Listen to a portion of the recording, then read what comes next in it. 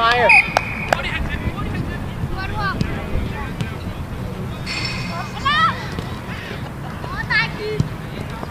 August er med.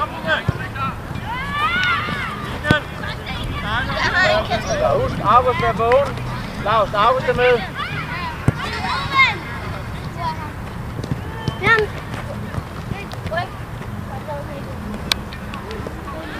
Kom til August.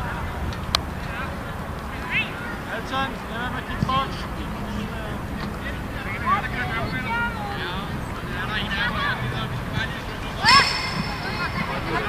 Kom så, Basser. Kom igen, med hjem, drenge, med hjem, med hjem. Uden grund.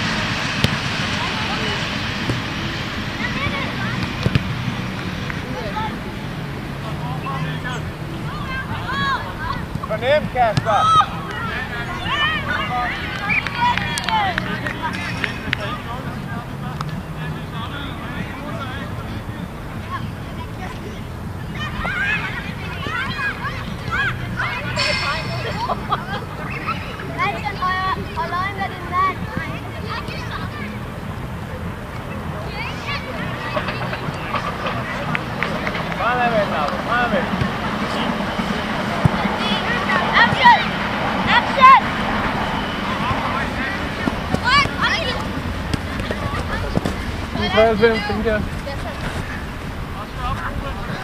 Bagved dig, Lars, bagved dig, Lars, bagved dig.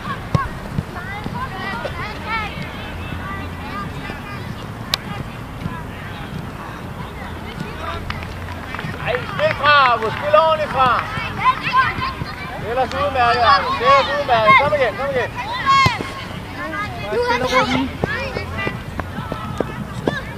Ups, det er godt, Mikkel. Kom igen, drenge lidt mere energi. August, når den er så ned, så går du ud i den, ikke? Gå ud i den hårdt, lidt det der jat der. Kom nu. Kom nu, drenge. Kan du sige, de kom bagud i noget? Kom ud den, Kasper. Kom nu, drenge, kom nu. Ej, hvad er sådan? Den er åben. Pas på, Laus, hvad laver du? Kom væk med. Bagerste mand, Laus. August, det venter. Kom nu. Godt, August. Godt taget, August. Kom ud og pres den, Bertram. Kom ud og pres den. Kom på den igen. Kom på den igen. Laus, Kom ud i den, kom ud i den. Sådan. Spark væk, Kasper. kom nu, drenge. Hvem er bagerst? Hvem er bagerst? Kom. Ja. Kom nu til den, Kasper. Kom nu. Vente, Kasper. Du kan ikke fange den helt deroppe.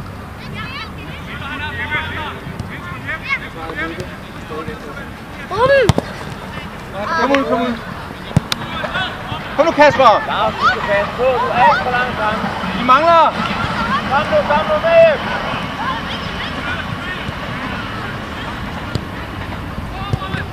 Kom nu med. Godt taget, August. Kom nu, Kasper. Væk med den. Godt, Ruben. Ryk på.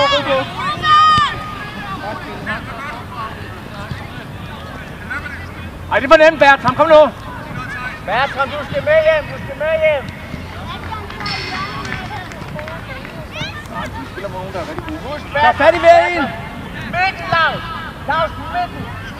Midten af dig. Ud til August. Hjælp August. Godt Så går vi kontra. Kig op. Kom igen, dreng. Kom igen.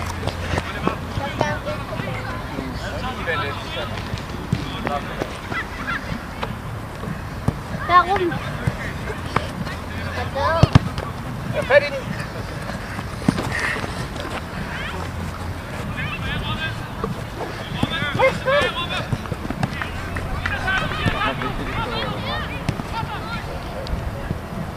Så du kommer til at tage ind i bagved, Christian. Kom nu, Bertram, bliv ved. Ja, fat i den, Christian. Fat i den. Du går ud, Arne, I markerer ind bagved. Godt, Tobias, Godt kom taget, igen. Arne. Godt taget. Det skal være ret, Christian. Det skal være ret. Sådan. Godt kæmpet, Ejgil. Godt frisbold. Kom på plads. Kom på plads. Det er godt spillet, Lars. Kom. Kom så, Bertram. Bag hjem, Bertram. Kom nu. Godt spillet, Mikkel. Kom igen, dreng. Prøv her. Lars, kom lige ud. Sander, gå ind. Vi tager bagerste mand, Sander. Bagerste mand, ikke? Husk bagerste.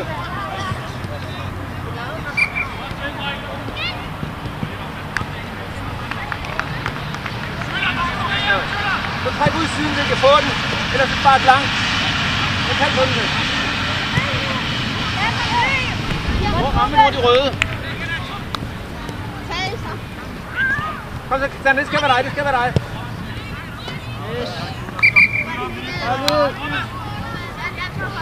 Kom igen, drenge. Drenge, nu giver nu. Vågn op, drenge. Kæmpe og løbe. Kæmpe og løbe, ikke? Bertram, du er alt for langt frem, du. Kom ud den, kom ud den. Kom ud den!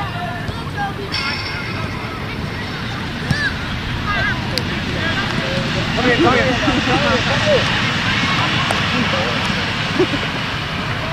Har du set din mail, Rune? Har du set din mail? Nej, hvad står der den? Der er film på YouTube. Der hvad? Der er film på YouTube. Nej, hvornår er det? Ja, kom igen. I dag. I dag? Prøv at rykke ud i siderne, når jeg afleverer bolden. Hvad var det? Var det et eller andet, jeg skulle have, hvis det ikke skulle komme op, eller hvad? Nej, det sagde jeg ikke noget. Det sagde du ikke. Kasper, kom her. Kasper, kom her. Philip, du tager toppen. Nej. Det er godt, Bertram. Kom ud i den. De andre ikke dækker op.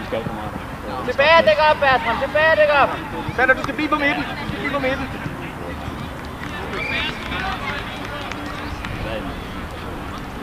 Fremad, fremad. Op langs linjen.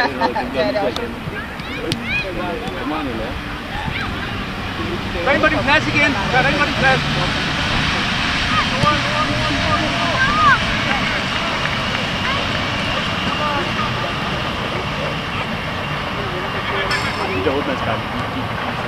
Kom nu, Bertram. Kig på bolden.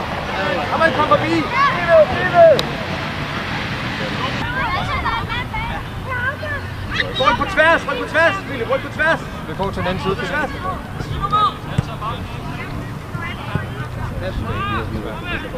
Kom længere frem, Sander, længere frem. Godt, Christian, kom så. Kom ud, August, kom ud.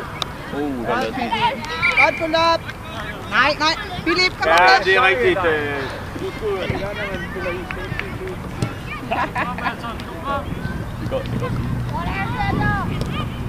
Sådan. Ja, kom igen, det er vores. Vi får trykket den fremad. Sådan så. Stille og roligt. Bare bliv der, Sander. Bliv der. Ja, så gå med frem, Sander. Husk, du skal med tilbage. August, træk med op, August.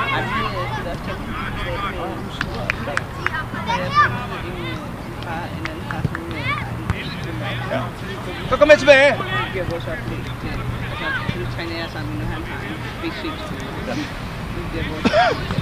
Det skal være dig, Sander. Det skal være dig. Bare kom op, Philip, bare kom op. Ja, det er dit indkast. Op langs linjen. Bare lidt mere rugbrød. Ja, det er fint nok. Det er godt nok, Sander. Philip. Nu.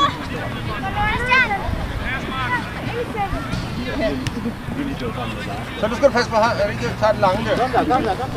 Kom nu. Godt spillet. Godt spillet, Philip.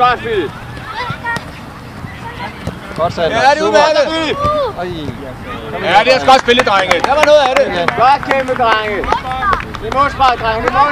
Så kom tilbage på jeres pladser. Husk at placere mellem jeres mand og målet. Tilbage. Philip, ham vi dækker op med. Jeg er med. Lige lev, med hjem. Pas på herovre bagved. Følg med der. Så må du gå ud til ham, Sander. Nej, det er okay. Tæt på ham. Philip ud igen. Ud i ham, Philip.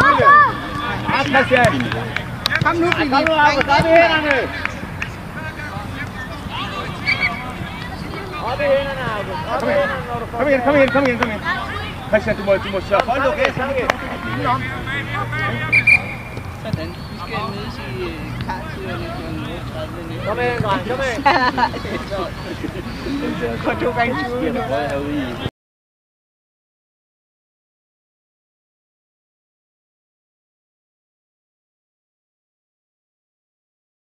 Okay, kom nu her klar her, Tom. Kom nu. Ja, den er der. Okay. Kom så, drenge.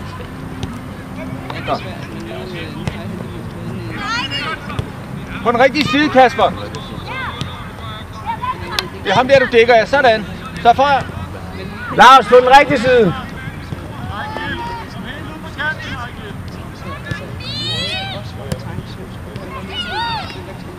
Det er godt, Kevin. Ja, kom igen. Det er rigtig udmærket, Lars. Det er godt kæmpe, dreng. Kom igen.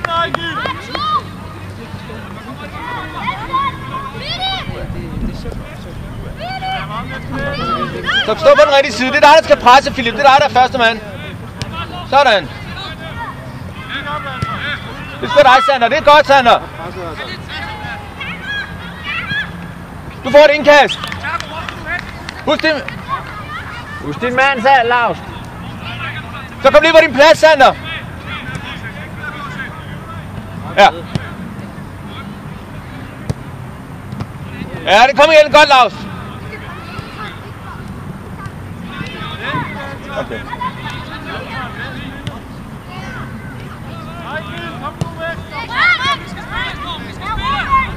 Sådan. Du falder bare tilbage, Sander. Du skal ikke følge ham helt op.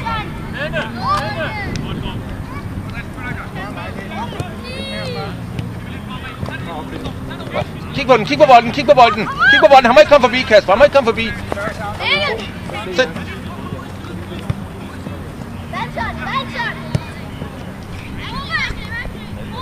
Ja, så fald tilbage. Det er godt, Lars. Det er okay, Lars. Kom igen. Okay, fat i væggen.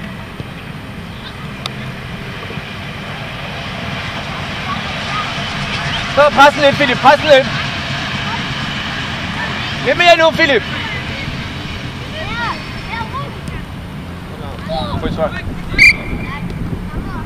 Okay, kom ind foran mål. Lars tager det. Så gå med ind foran mål. Husk, du skal med hjem bagefter.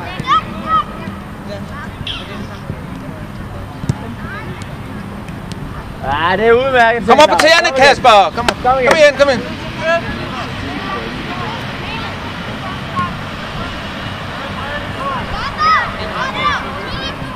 Det er rigtigt, Philip. Skift. Lad Sander have det her. Det er rigtigt, Lars. Sådan.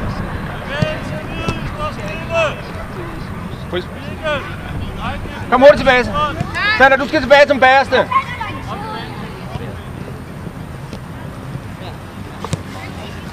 Så, det skal være dig, Sander. Med hjem, Sander. Med hjem. Det er dig. Kom så, Kasper. Bliv nu ved. Ja. Kasper, det er din mand. Du skal så folk ikke på den rigtige side. Nej, det. Ja. Kør bare videre. Kom, tryk helt ud. Op langs linjen.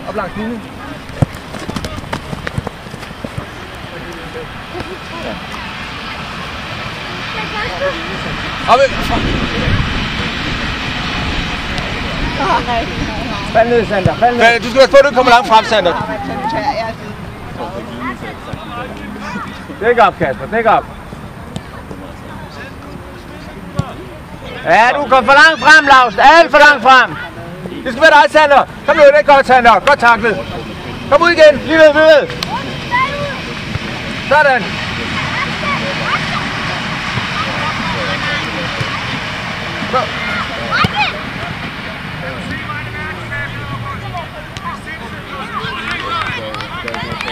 Ja, du skal have den derovre, Lars. Du skal have helt over. Kom så, Philip. Kom igen, Philip. Bliv ved. Ja.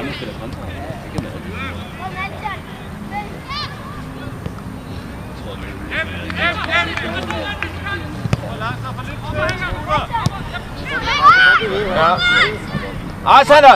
Kom så. Med hjem. Jeg er fat i ham igen, Sander. Ikke noget dæk på midten. Lars, han må ikke komme forbi derude. Du er alene med ham. Det er godt dækket, venner. Okay. Ja. Så er vi ikke med dem. Ja, kom Philip, det er dig. Kom igen, Kasper. Op igen. Kom her, klar der på midten. Kom nu, Kasper. Det er godt, kom ud. Kom så. Ej, kom nu, sådan, mere. Gå lidt til den. Sådan. Det er dig, August. Sådan, godt hold inde. Så. Kom længere frem, Philip. Længere frem, du angriber. Så stand er der rundt. Kald på den herude. Ja, det er godt spillet. Ja, det skal godt spille, Philip. Ja, Kasper. Ja, det er fint der, Sander. Bliv stående der. Ja, Bertram. Højre side. Og husk at dække op på den rigtige. Kald på den, Bertram. Bertram er der. Ja, der bliver hjørne. Sander, gå med frem, men husk, du skal med tilbage.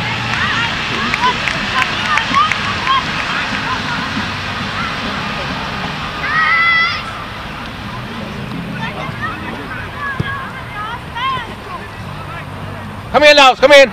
Så helt tilbage. Lars, med hjem. Stå på den rigtige side.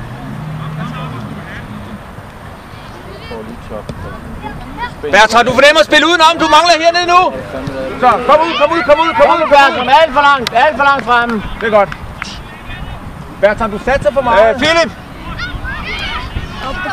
Du er på top. Nej, det er godt. Men gå med hjem nu. Hvad er det der en? Bertram, mellem spillerne og målet hele tiden.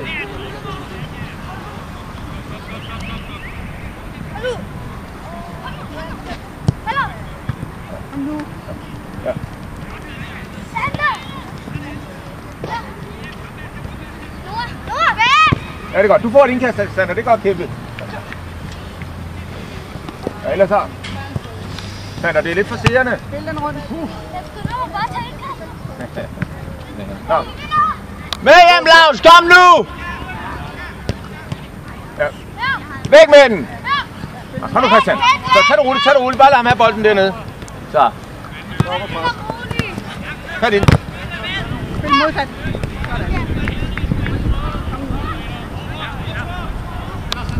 Ja, kom så, Christian. Kom nu, Christian.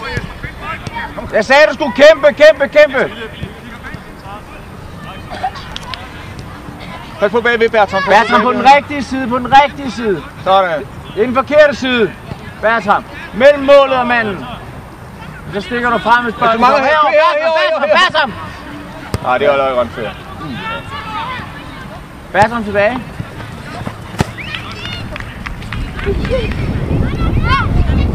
Godt spillet. Så. Kig op.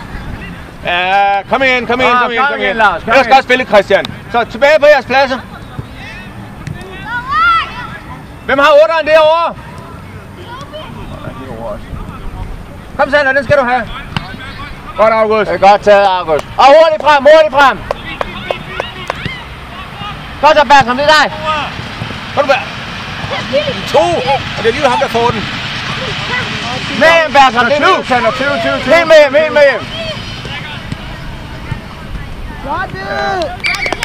Nej, det er okay. Det er godt. Du gør det rigtigt. Var det mål, det der? Ja, det var. Du gør det rigtigt. Kom igen. Kom igen, dreng. Kom igen. Ja. Kom, vær opmærksom på jeres pladser, Sander. Du er for langt fremme. Kom ud. Lars, hvad laver du, mand? Det var til dig. Kan du være klar igen? Vær klar, husk jeres sider.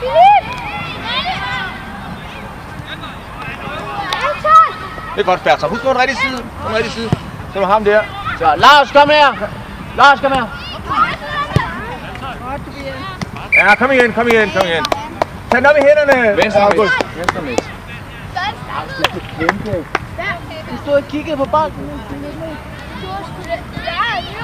Ja.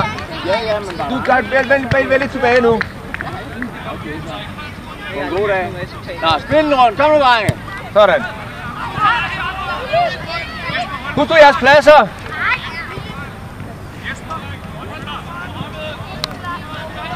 Så hvem? Sander, tag 8'eren. Tag 8'eren. Bertram, du er lidt i overskud. Bertram, dæk bagud! Dæk bagud, Bertram! Dæk bagud! Kom ud, Sander, kom ud!